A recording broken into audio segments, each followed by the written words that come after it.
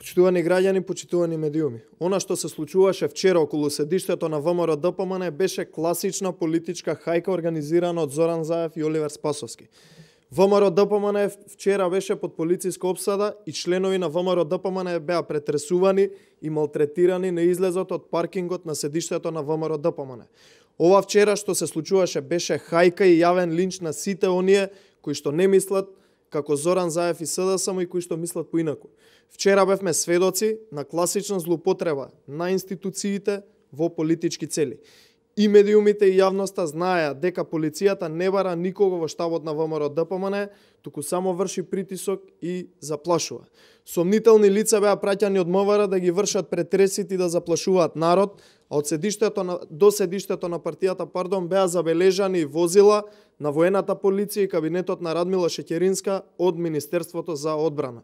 Па така Радмила Шеќерински и Оливер Спасовски треба да одговорат што бара возила на Министерството за одбрана до седиштето на ВМРО-ДПМН и зошто се малтретираат членови на WHO-ДПМН и недолжни граѓани. Што бара сомнителни лица од МВР околу седиштето на ВМРО-ДПМН и дали беа праќани луѓе кои се обезбедување на Радмила Шеќеринска да учествуваат во притисокот врз партијата и членовите. Ги повикуваме внатрешната контрола на МВР да истражи како и кој ги извести медиумите за чекорите на МВР и тајмингот во кој ќе ги вршат претресите. За ова мора некој да одговара и да си даде оставка.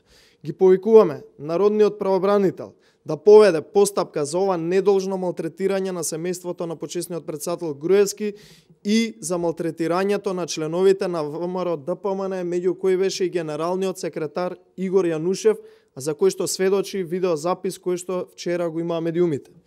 Заев, кој е режисер на медиумскиот циркус што се случуваше вчера, само сакаше да ги доисплаши сите оние кои мислат поразлично од него и од СДСМ.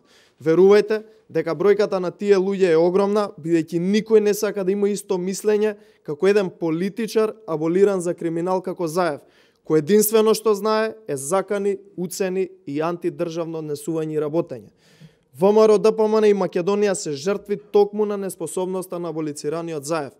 Година и половина ја уништуваат сопствената држава и сето тоа го прикриваат со политички прогон, кој вчера кулминираше и според нашите информации нема да престани во наредниот период, а ВМРО-ДПМН не планира да потпадне под притисокот и заканите на СДСМ.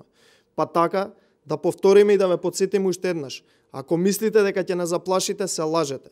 Добро ве знаеме сите, ќе дојде денот кога за ова ќе одговарате и вие кои го извршуваат ова сценарио и оние кои што го нарачаа и организираа по наредба на Зоран Заев.